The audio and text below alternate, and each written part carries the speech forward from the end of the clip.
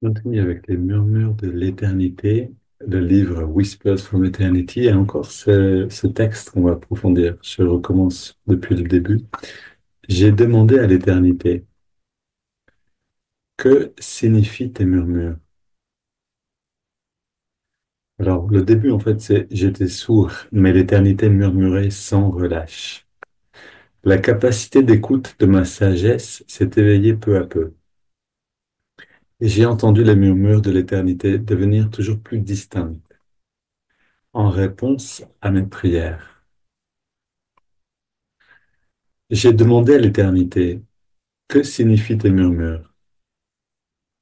Les murmures sont devenus plus puissants, jusqu'à ce qu'enfin, soudainement, l'éternité me réponde. Écoute la voix de la guidance ininterrompue. Je suis l'éternité, le porte-parole de Dieu. J'ai murmuré vers toi à travers ton sommeil. Éveille-toi. À présent, tu es éveillé. Et mes murmures ne cesseront plus de dire, éveille tous tes frères. Et voilà ce qui nous intéresse aujourd'hui. Dans les esprits endormis en tout lieu, mes murmures œuvrent sans trêve. Œuvre avec moi, à travers ces murmures vivants et éternels, afin que tous puissent entendre sa voix. Alors encore une fois, euh, ce texte, c'est la traduction d'une expérience.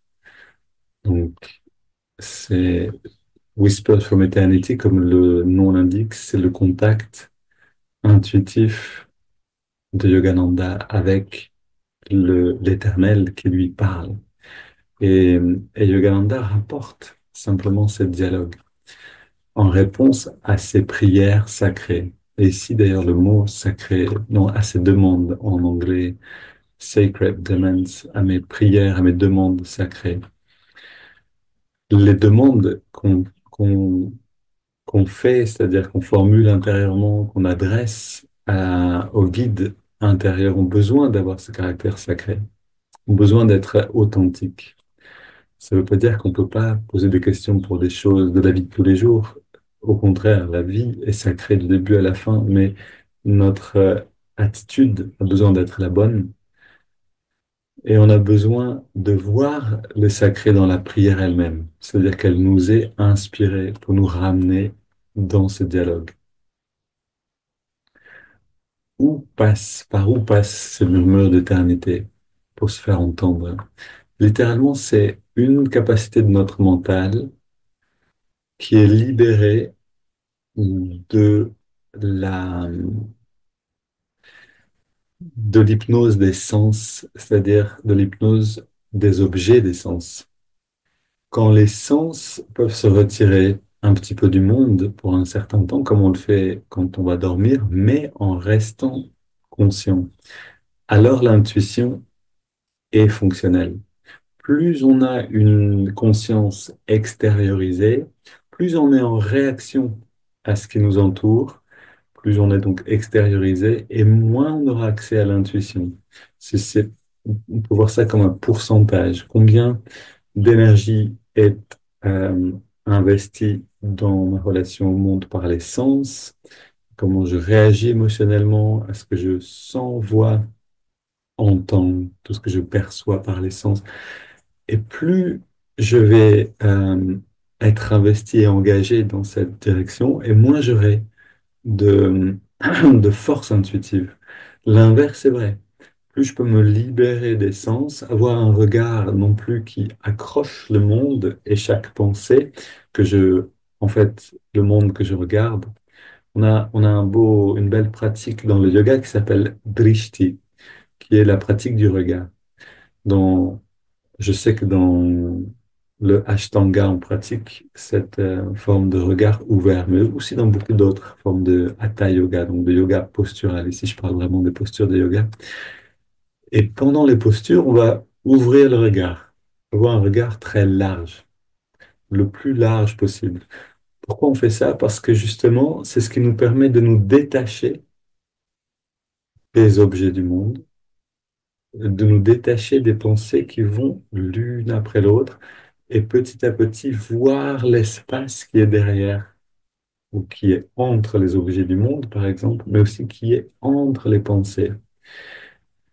Et dans cet espace qui est entre des pensées bruyantes, comme des pensées qui s'imposent à nous, qui nous obligent à... C'est ce ronronnement du moteur, du mental, qui ne veut pas s'arrêter, donc qui continue d'amener des pensées bruyantes. Mais si on peut détacher le regard un instant et regarder entre ces pensées, on va commencer à aller vers la qualité nécessaire pour entendre les murmures de l'éternité, puisque c'est par le biais de l'intuition que ces murmures vont devenir perceptibles. Et, et ici, donc dans les esprits endormis en tout lieu, mes murmures œuvrent sans trêve. C'est l'éternité qui parle, c'est littéralement le divin qui parle. Et qu'est-ce que ça veut dire ici? Qu'on a besoin, en fait, pour s'éveiller, pour retrouver une conscience plus vivante, plus présente, mais pas seulement présente au sens, parce que là aussi, c'est un cul-de-sac. On peut être présent au sens, mais si on ne va jamais au-delà, on reste simplement dans les sens. On a besoin de regarder ce qui est derrière. Et, et si, donc, on peut aller dans cette écoute intérieure de choses qui ne sont pas seulement les bruits et les objets, mais on peut aller voir un petit peu au-delà de tout ça. Là, on va commencer à entendre une voix qui nous guide dans l'éveil. Non seulement qui nous parle, mais qui nous parle d'une manière à nous aider à nous réveiller. En fait, c'est littéralement le conforteur, comme Gigi en a parlé, celui qui réconforte, celui qui nous donne la force de nous réveiller. Et non pas d'une manière autoritaire seulement ou brutale. Non, c'est parce qu'il y a un réchauffement du cœur qui se fait quand on écoute ces murmures, quand on peut ajuster l'intuition, que l'éveil se passe d'une manière douce, naturelle, progressive, comme un arbre part d'une graine et progressivement va s'épanouir. Alors d'habitude, nos pensées, c'est une sorte de grand désordre qui remue constamment des choses qui viennent. On le voit quand on médite. Ah tiens, je suis déjà en train de penser à quelque chose et à quelque chose d'autre. C'est une sorte de désordre remuant. Et c'est justement ce manque de direction qui empêche à la pensée d'être créatrice, qui empêche à la conscience d'être à l'écoute. Qu'est-ce qui donne une direction à nos pensées? C'est la contrainte, c'est-à-dire le travail par excellence va représenter cette structure qui nous oblige à reprendre un peu les rênes du mental pour faire quelque chose de constructif. Euh, Avoir des enfants, c'est une structure qui nous oblige à prendre les rênes du mental pour être présent, pour faire ce qui doit être fait. La famille, les mille problèmes qui viennent de toutes les relations, les contraintes que la vie exerce sur nous sont là pour nous obliger à reprendre les rênes du mental, à pas se laisser simplement aller à ce grand désordre remuant d'une certaine manière. Mais si on peut développer par nous-mêmes cette force de volonté qui contraint le mental, alors on peut commencer à le contraindre, c'est-à-dire à amener notre conscience dans une position où ça devient possible d'entendre ces murmures. Ce qu'il nous faut, c'est développer la force de volonté pour pouvoir contraindre le mental. Alors, on le fait de mille manières. Méditer, c'est une manière de le faire, mais aussi ces rappels dont je vous parlais, je crois, hier. Un- les téléphones peuvent vraiment nous aider non plus seulement à nous distraire, mais justement à nous recentrer, nous libérer de distractions. Avec un gong régulier, on peut revenir. Maintenant, prenons une inspiration profonde,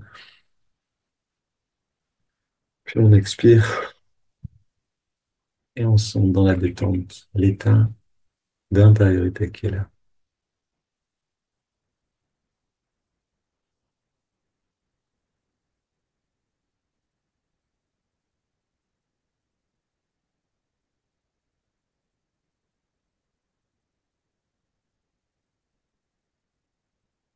Donc, puis on peut tirer le dos, on inspire, on entrelace les doigts, et expire, les mains vers l'avant, on arrondit bien le dos. Inspire, on étire vers le ciel. Expire, on se penche vers la gauche. Inspire, on centre. Expire, on se penche vers la droite. Inspire, on retourne au centre. Et expire, on se tourne vers la gauche.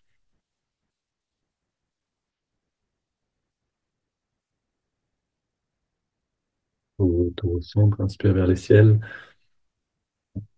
Expire, on se tourne vers la droite, on pose les mains.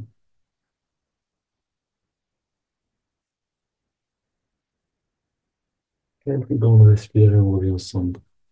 On pose les mains derrière, on ouvre la poitrine.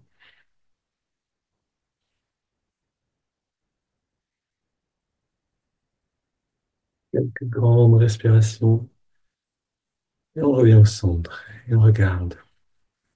On vient de contraindre le corps. C'est la force des postures de yoga également, de toutes les pratiques. C'est qu'on contraint la conscience dans une direction. Et ensuite, on goûte aux fruits de cette contrainte. La contrainte libère, littéralement.